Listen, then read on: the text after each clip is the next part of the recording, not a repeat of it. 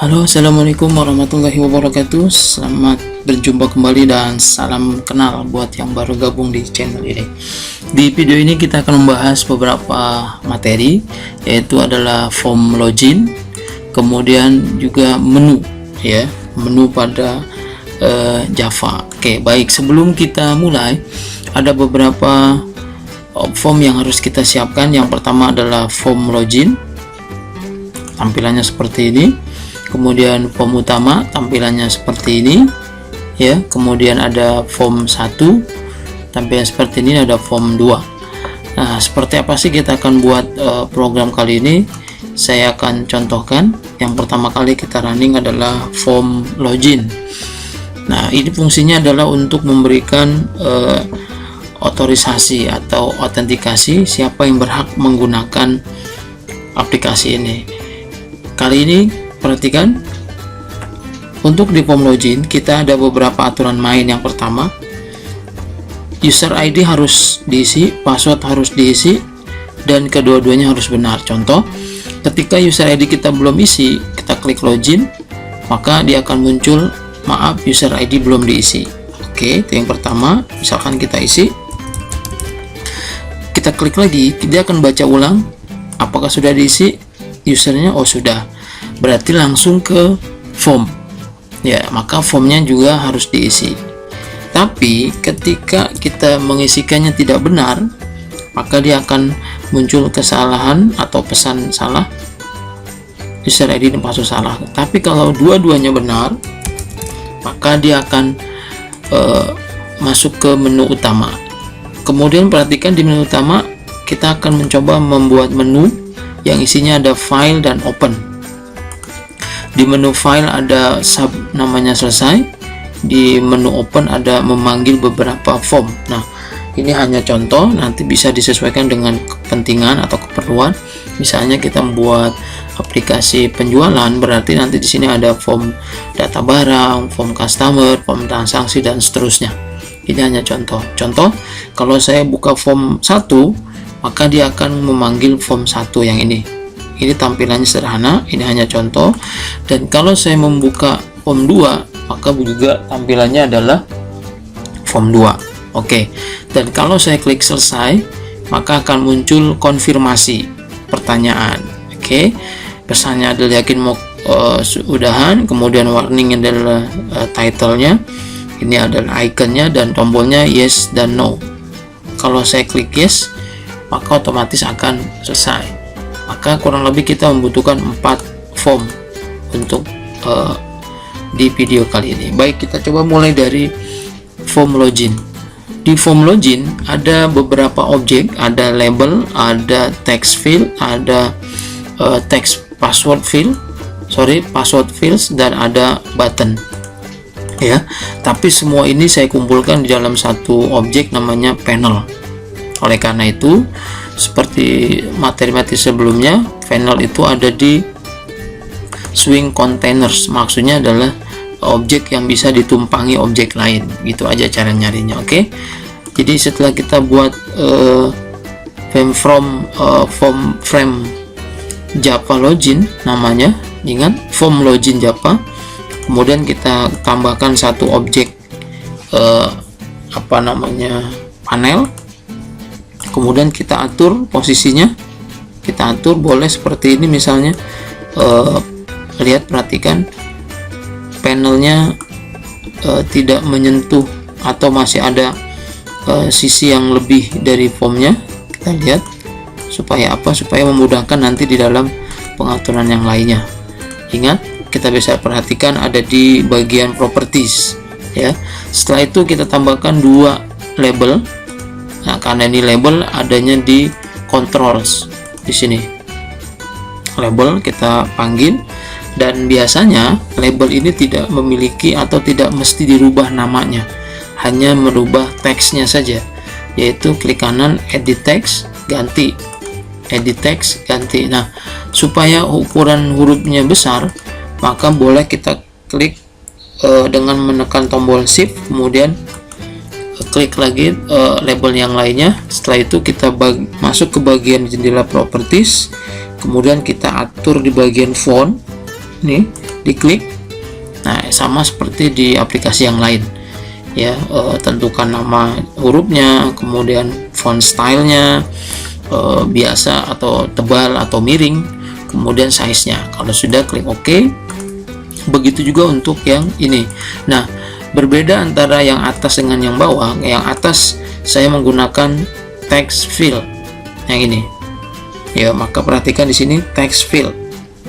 Tapi yang bawah saya menggunakan password field, masih dalam satu jendela swing controls. Kenapa demikian? Karena password ini biasanya tidak dimunculkan teks atau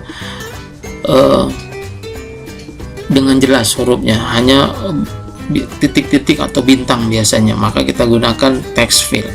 Jadi sama seperti label, yang pertama kita panggil text field, kita letakkan di sini itu. Begitu juga password field, kita coba pakai di sini, perhatikan tuh titik-titik ya. Dan kita caranya sama, untuk menghilangkan text fieldnya kita edit, kita hapus, ini juga sama, kita edit. Nah, sekarang bedanya dengan objek label, maka text field dan password fields ini harus diganti nama. Kenapa?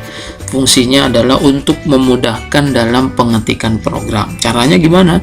Klik kanan, change variable name. Oke, untuk kali ini kita ganti namanya txt user. Kenapa ada txt-nya di depan? Ini hanya untuk menentukan bahwa ini adalah text field. Oke, boleh nggak dihilangin? Boleh, bebas, karena penamaan ini minimal satu huruf dan umumnya harus diawali dengan huruf, tidak boleh angka, dan harus beda dengan nama objek yang lain, itu saja. Maka yang kedua, kita ganti juga namanya. Caranya klik kanan, saya ulangi, klik kanan, kemudian change variable name, namanya txt password. Nah, nama ini biasanya muncul di bagian jendela properties. Kita perhatikan di sini. Nah, sini sudah berubah nih langsung. Ya, ini mewakili, atau kita bisa lihat di bagian yang lain. Ya, biasanya dia ada tuh. Ya, ini juga, ini langsung biasanya. Nih, atau di sini melihatnya di sini juga sama. Ya, oke. Nah, yang berikutnya sebagai pelengkap kita tambahkan dua button. Dua button kita ambil, masih sama seperti yang tadi. Untuk membuat tulisan menjadi besar, kita klik, kita masuk ke bagian font, ya, kita atur, tentukan namanya, stylenya, dan seterusnya. Oke. Nah, sama dengan objek text field dan password field, untuk button pun kita bisa ganti teksnya yang muncul di tombol itu atau di button. Yang kedua, change variable name. Ini juga berpengaruh kepada atau untuk memudahkan penulisan kode. Nah, kalau tadi untuk teks kita gunakan txt, maka untuk tombol kita tambahkan btn, artinya button. Sekali lagi, apakah harus? Oh, enggak, tergantung dari kesenangan dari kita maunya seperti apa. Oke. Untuk login kita kasih nama btn login, kemudian untuk batal kita kasih nama btn batal. Oke, simpan dulu semuanya. Nanti kita buat codingnya bareng-bareng atau bersamaan ketika sudah merancang semua. Yang berikutnya kita akan buat form, atau kita akan edit form menu utama. Oke, saya hapus dulu ini supaya nanti enak. Nah, ini namanya menu, ya, menu bar. Kemudian yang ada di sini namanya menu, dan yang ada di bawahnya namanya sub menu. Nah, untuk pertama kali ini awalnya kosong sama seperti form yang lain, maka untuk menampilkan menu ini kita bisa mengambil dari swing menus, ya. Kita ganti dulu swing menus. Oke. Menu bar ini adalah untuk menampilkan, menampilkan menu. Pertama kali muncul dia adalah standarnya file dan edit. Nah, kenapa saya bisa open? Karena bisa kita atur. Oke, jadi langkah pertama, tarik menu bar, kemudian lepas, ya, maka akan muncul tadi file dan edit. Caranya sama seperti objek yang lain. Untuk merubahnya cukup klik kanan edit. Kalau memang harus dirubah, klik kanan edit. Nah, karena ini bawahnya standar hanya dua, tidak bisa lebih dari 2, maka kita bisa menambah sebenarnya menu. Ingat, yang ini namanya menu, ini file open, ini menu nih, menu ini menu ya, menu banyak sekali, di bawahnya namanya sub menu. Nah, bagaimana untuk menambah menu yang lain? Kita bisa menggunakan objek menu. Kita klik, kita drag, perhatikan pada saat seperti ini, hati-hati cara melepasnya. Saya ulangi, pastikan menu barnya dipilih. Caranya adalah cirinya adalah dia akan dikelilingi oleh garis berwarna apa nih, orange ya. Setelah itu kita drag, kita letakkan di sini. Misalnya kita letak, belum pas, sampai dengan pas ya. Oke, belum juga. Memang agak susah kali ya. Oke, nah kalau sudah begini, sebenarnya bisa langsung diklik ini tuh ya. Jadi saya ulangi, saya hapus dulu, saya delete supaya lebih enak. Ingat, ini kan kalau ini berarti form yang kepilih ya, ada titik-titik, ada garisnya. Kalau ini berarti yang sedang dipilih adalah menu bar. Kita drag, perhatikan kursor saya, kita lepas ya. Nah, bagaimana untuk merubah namanya? Kan nggak enak tampilannya. Sama, klik kanan, edit. Misalnya tadi format. Oke, jadi menu. Dan menu-menu yang lain berarti menggunakan menu. Nah, bagaimana saya kepingin di menu format ini ada sub menu? Maka untuk menambahkan sub menu menggunakan menu item. Caranya sama, pastikan dulu kita mau nambahkannya di menu yang mana. Kemudian kita drag menu item. Cara melepasnya perhatikan, ketika dia ada menu yang dikelilingi oleh garis orange, kemudian ada garis putus-putus, itu berarti akan diletakkan di sana.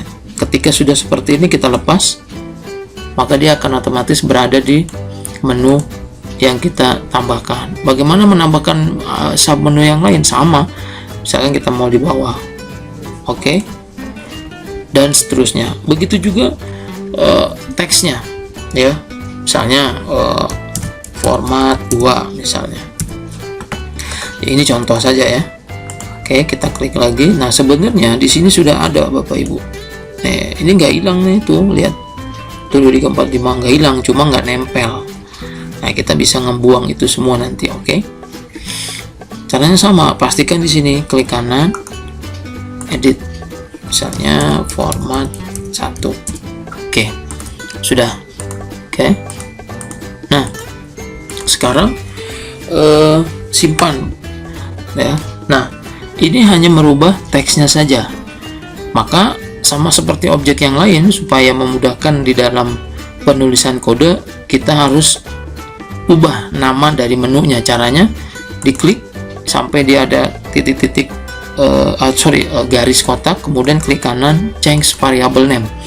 Untuk kali ini saya menggunakan nama di depannya J menu, J-nya kecil, M-nya besar. Ini menandakan berarti bahwa ini adalah untuk menu ya. Karena ini untuk sub menu selesai, maka saya buat JM selesai. Begitu juga untuk sub menu yang lain, pastikan dia kepilih, klik kanan, change variable name form 1 karena dia akan manggil ini. Kemudian kita pindah lagi yang ini, change form 2 dan seterusnya. Setelah itu simpan. Oke, sudah sampai di situ dulu. Menambahkan objeknya untuk menu utama gampang ya. Jadi kalau untuk menu awalnya adalah menu bar, awalnya cuma 2, file dan edit, kemudian kita ubah untuk menambahkan menu itu yang atas, maka menggunakan objek menu, dan untuk menambahkan sub menu menggunakan menu item. Oke, itu dulu.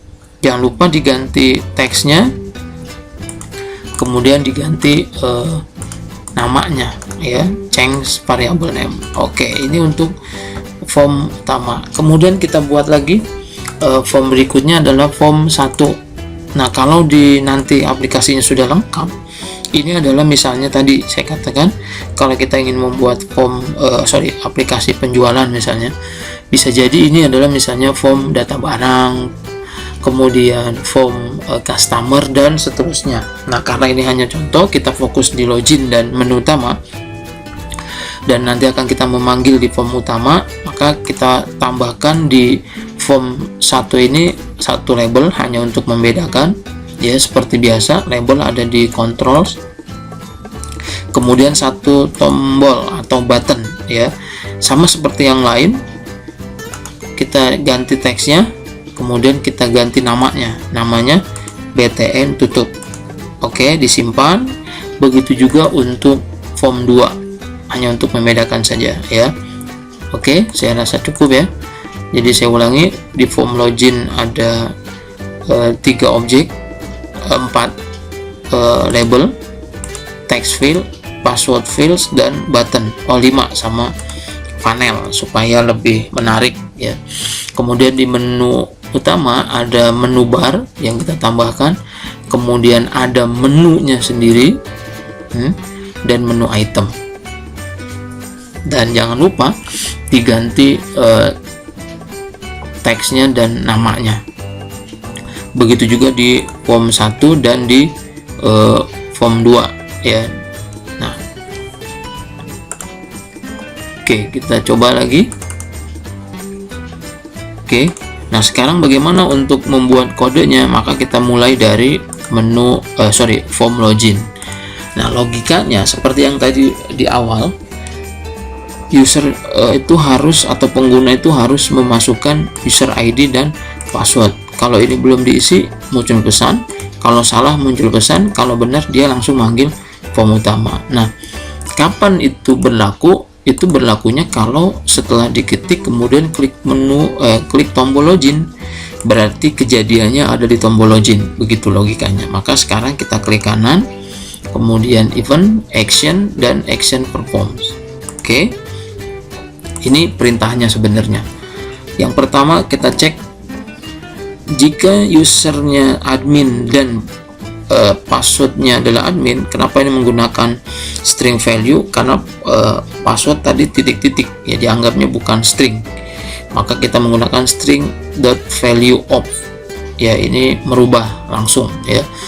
Artinya jika user dan passwordnya adalah admin, maka dispose. Nah, dispose ini adalah perintah untuk menutup sementara form yang sedang aktif.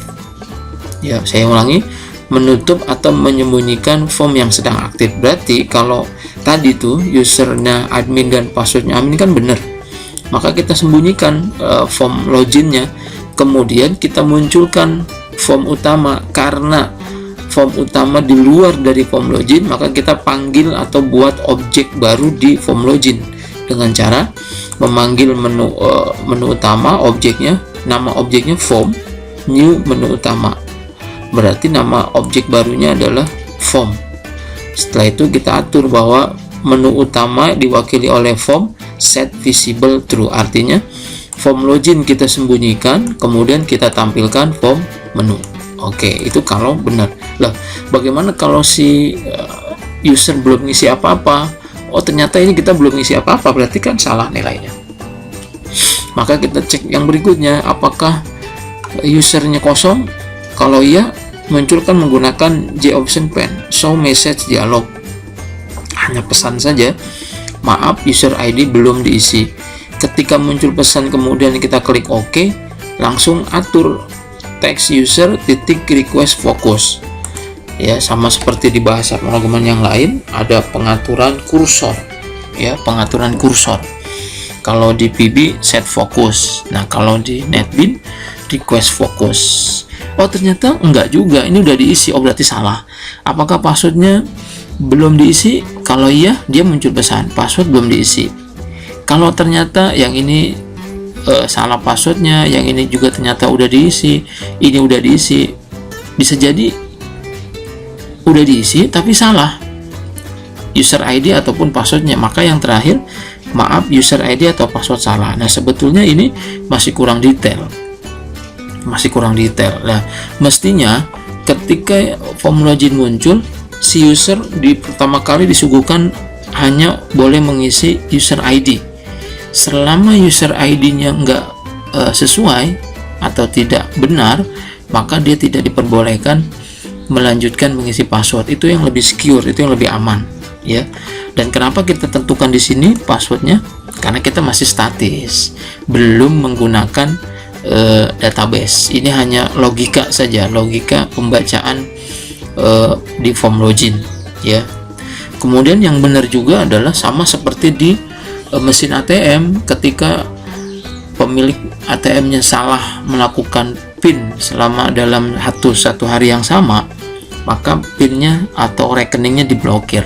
Mestinya begitu untuk menambah keamanan. Oke. Ini untuk tombol login ya. Jadi kita cek. Nah, bagaimana batal? Batal ini kan berarti kita nggak jadi masuk ke menu atau ke program ini ya. Sudah, kita kasih perintah, klik kanan, event, action, dan action perform. Langsung perintahnya system exit 0. Ya, bedanya apa dengan dispose? Saya ulangi, kalau dispose ini adalah menutup sementara atau menyembunyikan sebenarnya. Tapi kalau sistem exit berarti menutup semua form yang sedang aktif. Oke, kita coba jalankan ya. Kita coba jalankan di form login. Ini hanya contoh. Sekali ulangi, kenapa kita berikan passwordnya di sini? Karena kita masih menggunakan data yang statis ya, belum dinamis. Maka nanti kalau sudah menggunakan database ya disesuaikan dengan datanya. Kita coba, kita kosongin, dia akan ngebaca mana. Apakah admin? Oh enggak, ternyata ke bawah. Oh ternyata ini yang belum diisi, maka ini. Tapi ketika kita ketik admin kemudian kita login, yang ini ternyata udah salah nilainya, maka ke bawah. Kalaupun saya isi tapi salah, maka dia akan muncul pesan yang paling terakhir. Nah ini, atau kebalikan. Maka ketika datanya benar admin, maka dia akan masuk ke form utama. Nah ini yang saya bilang tadi, mestinya di menu login atau di form login ini nanti mati nih, teks ini mati, kemudian tombol ini juga masih nonaktif, yang aktif hanya ini dan ini. Kalau usernya salah melakukan input user ID, maka dia nggak bisa klik password, dan kalau passwordnya salah maka tombol login nggak aktif. Itu yang mantap ya, itu yang secure. Maka nanti kalau sudah ke database begitu tuh, maka ada jenjang validasi ya, termasuk tadi ketika user melakukan kesalahan baik di user ID maupun di password sebanyak 3 kali, maka itu otomatis form loginnya juga akan keluar sendiri. Oke, kita coba yang benar, admin login. Oke, maka dia akan memanggil form utama, yaitu tadi ya, menu utama form sama dengan new menu utama. Oke, jelas ya. Nah, kalau sudah begini berarti form loginnya udah aman, udah selesai. Nah sekarang kita sekaligus nih setting bagaimana bisa seperti ini. Misalnya kalau saya di form utama, kalau saya klik menu open kemudian contoh form 1, dia akan memanggil form 1 seperti yang tadi kita desain. Kalau kita tutup tetap keadaan di form utama, begitu juga di form kedua ya, tutup. Berarti di form 1 form 2 untuk tutupnya menggunakan dispose, bukan sistem exit, karena kalau sistem exit nanti dia akan menutup semuanya.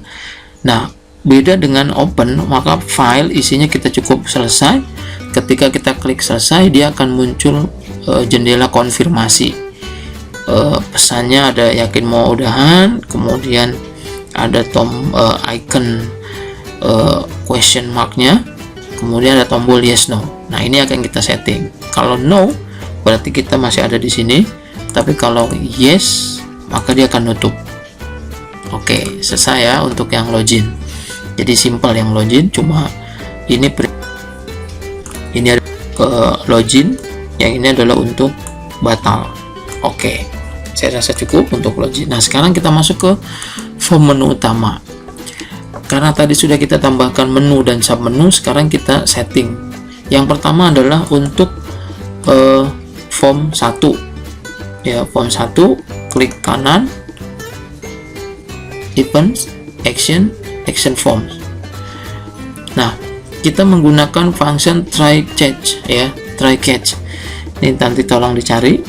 Nah, perintahnya sama seperti di login, karena fungsinya hanya menampilkan menu yang di luar form yang di luar dari menu utama atau form utama, maka kita buat dulu objek namanya form, diambil turunannya dari form contoh 1, kemudian form itu kita set visible true, sama. Nah, kenapa nggak menggunakan dispose? Karena kalau menggunakan dispose nanti justru malah si form menu utamanya sembunyi. Nah, itu akan nggak bagus ya, nanti kita sembunyi, kita panggil lagi, terlalu banyak perintah. Jadi biarkan saja. Maka tadi di menu utamanya tetap berada, hanya di depan menu utamanya kita tampilkan form 1. Begitu juga di menu yang ini ya, menu yang form 2. Bedanya adalah kita memanggil di form contoh 2 form. Nah, kenapa boleh sama ini? Karena di sifatnya private ya, sama seperti di PB lah. Di PB maka jenisnya ada yang paling umum, ada private, ada public ya. Private berarti hanya dikenal di objek tersebut. Oke, sama. Nah, justru malah saya akan fokusnya di tombol selesai. Di sub menu selesai.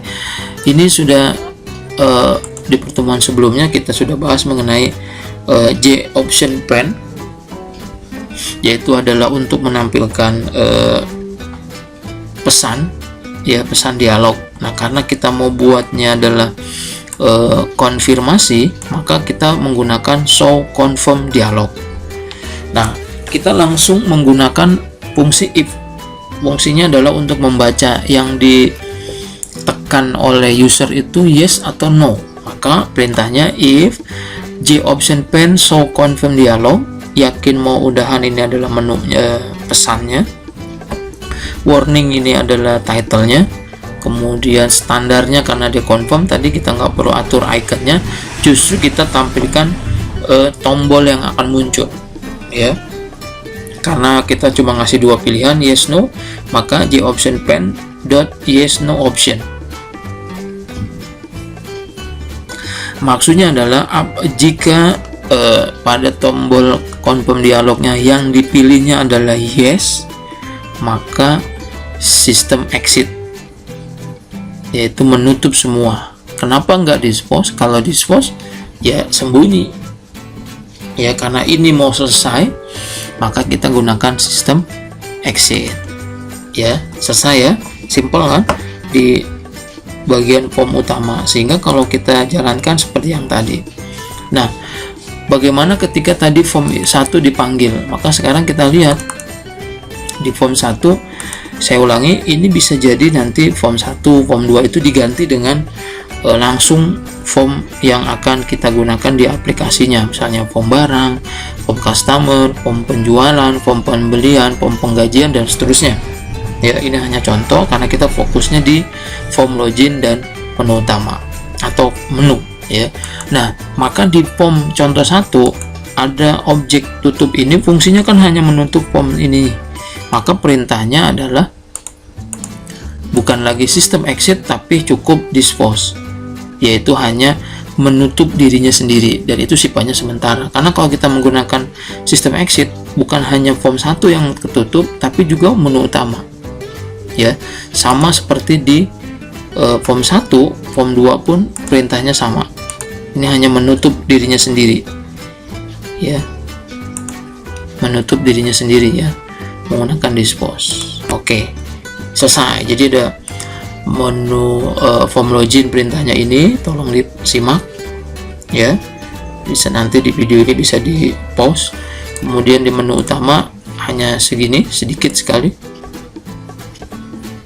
Oke, 3 ini adalah untuk selesai, ini untuk form 1, form 2. Kemudian di form 1-nya hanya menutup dirinya sendiri, di form 2 juga untuk menutup dirinya sendiri. Kita simpan semua, klik. Nah, kalau itu kita coba running ya, kita running.